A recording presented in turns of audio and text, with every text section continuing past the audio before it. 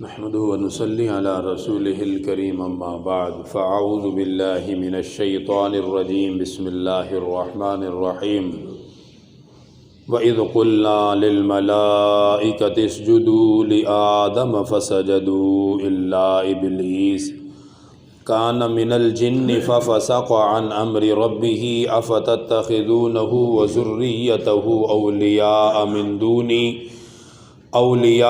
من دوني وهم لكم عدو بئس للظالمين بدلا ما أشهدتم خلق السماوات والأرض ولا خلق أنفسهم وما كنت متخذ المضلين عضدا صدق اللہ العظیم۔ ان آیات مبارکہ میں اللہ سبحانہ و تعالی نے یہ ارشاد فرمایا کہ حضرت آدم علیہ السلام کو جب اللہ سبحانہ و تعالی نے پیدا فرمایا تو فرشتوں کو اور ابلیس کو حکم دیا کہ جب آدم پیدا ہو جائے اور اس کے اندر میں اپنی طرف سے روح ڈال دوں تو تم سب نے اس کو سجدہ تعظیمی کرنا ہے۔ اللہ سبحانہ و تعالی کے حکم کی وجہ سے فرشتوں نے حضرت آدم علیہ السلام کو سجدہ کیا، مگر ابلیس نے حضرت آدم علیہ السلام کو سجدہ نہیں کیا بلکہ اس نے سجدہ کرنے سے انکار کر دیا۔ مخلوقات میں تین بڑی مخلوق ہیں جو اللہ سبحانہ و تعالیٰ کی عبادت کی پابند ہیں۔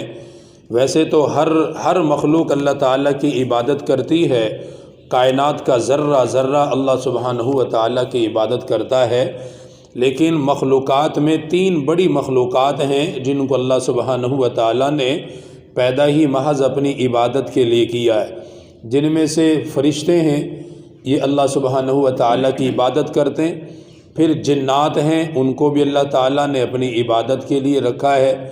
پھر انسان ہے، انسان بھی اللہ سبحانہ و تعالیٰ کی عبادت کے لیے ہے، لیکن ان کی کیفیات مختلف ہیں۔ فرشتوں کی کیفیت یہ ہے کہ وہ کبھی بھی اللہ تعالیٰ کے حکم کا انکار نہیں کرتے ہیں، انہیں جب بھی حکم ملے وہ حکم کو پورا کرتے ہیں، یعنی انکار کا مادہ ان کے اندر ہے ہی نہیں ہے، نافرمانی کا مادہ ان کے اندر موجود ہی نہیں ہے۔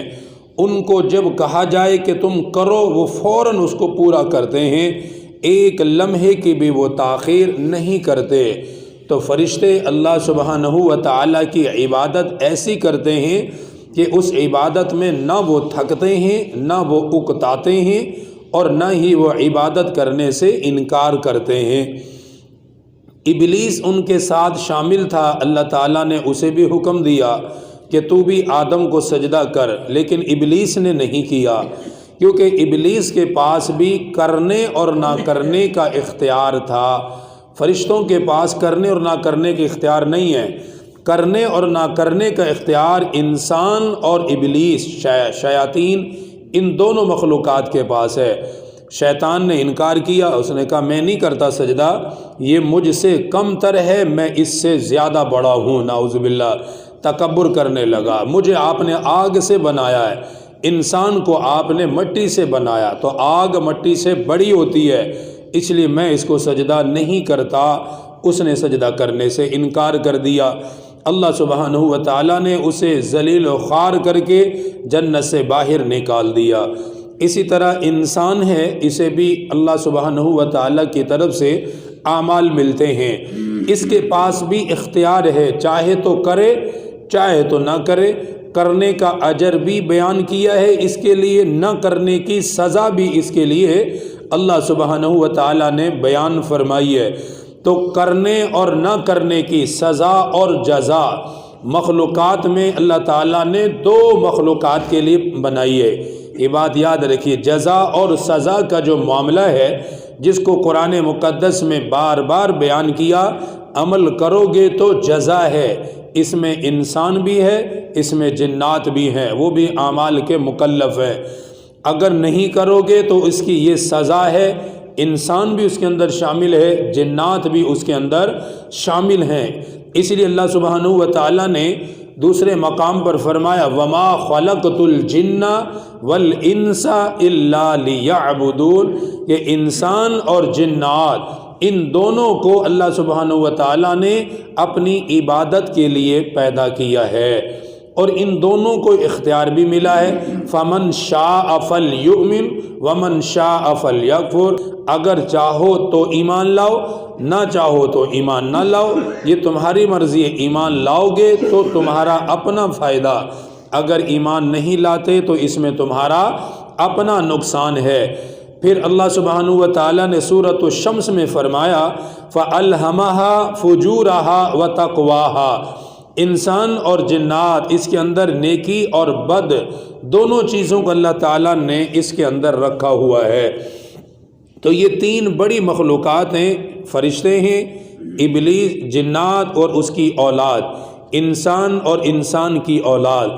تو فرشتے اللہ تعالیٰ کے حکم کا کبھی انکار نہیں کرتے، ابلیس کبھی مانتا کبھی انکار کرتا ہے۔ ابلیس شیاطین میں بھی بہت سارے ہیں جو عبادت گزار ہیں، جو مسلمان ہیں، ایمان والے بھی ہیں، وہ اکثر ان میں نافرمان ہیں۔ اسی طرح انسانوں میں کچھ مسلمان ہیں، کچھ کافر ہیں، کچھ نمازی ہیں، کچھ بے نمازی ہیں، کچھ قرآن کی تلاوت کرنے والے ہیں، کچھ قرآن کی تلاوت نہ کرنے والے لوگ ہیں۔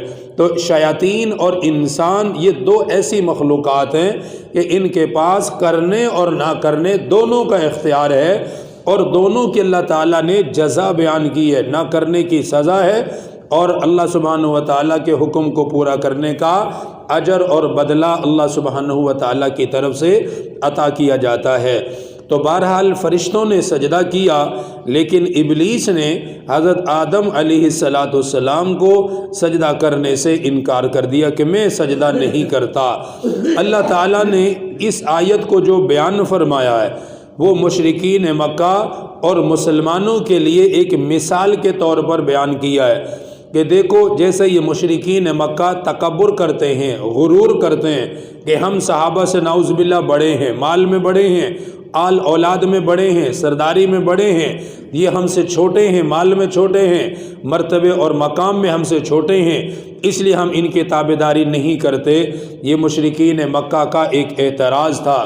تو اللہ سبحانہ و تعالیٰ نے فرمایا جیسے شیطان اعتراض کر کے جنت سے باہر نکلا اور ذلیل و خوار ہوا تکبر کر کے، اسی طرح یہ مشرکین مکہ بھی اپنے تکبر اور غرور کی وجہ سے دنیا اور آخرت میں ذلیل و خوار ہو کر رہیں گے۔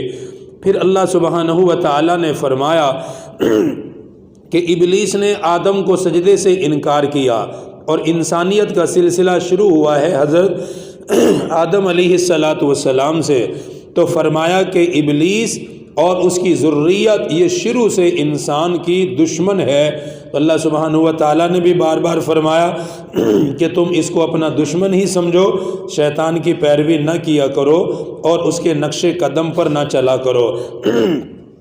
جو اعمال صالحہ نہیں کرتا گویا وہ شیطان کے قدموں پر چل رہا ہے۔ ارشاد فرمایا وَإِذْ قُلْنَا لِلْمَلَائِكَةِ اسْجُدُوا لِآدَمَ فَسَجَدُوا إِلَّا إِبْلِيسَ، فرمایا جب میں نے کہا فرشتوں کو کہ سجدہ کرو آدم کو، تو ان سب نے مل کر سجدہ کیا مگر ابلیس نے سجدے سے انکار کر دیا۔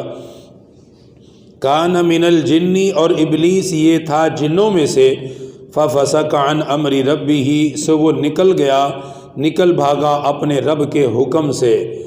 افتتخذونہ، اب دیکھیں اللہ تعالیٰ یہ گویا شکوہ کر رہے ہیں کہ ابلیس تو ایسا نافرمان ہے کہ جو شروع سے انسان کا دشمن ہے۔ تو فرمایا افتتخذونہ وذریتہ اولیاء من دونی، سو کیا اب تم اسے اپنا دوست بناتے ہو اور اس کی اولاد کو تم اپنا دوست بناتے ہو؟ من دونہ، اللہ پاک فرماتے میرے سوا، مجھے چھوڑ کر تم شیاطین کو اپنا دوست بناتے ہو۔ وہم لکم عدو، جبکہ وہ تمہارا دشمن ہے۔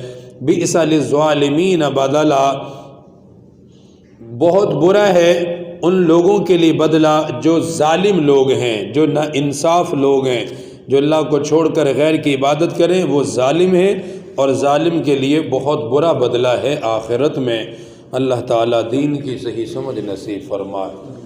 الحمد للہ رب العالمین والصلاة والسلام علی سید الانبیاء والمرسلین ربنا آتنا فی الدنیا حسنہ وفی الآخرۃ حسنہ وقنا عذاب النار وقنا عذاب القبر وقنا عذاب الحشر وقنا عذاب المیزان رب اغفر وارحم وانت خیر الراحمین یا وہاب ہب لی من نعمت الدنیا والآخرہ انک انت الوہاب رب اغفر لی ولوالدی وللمؤمنین یوم یقوم الحساب صلی اللہ تعالی علی رسول خیر خلقہ.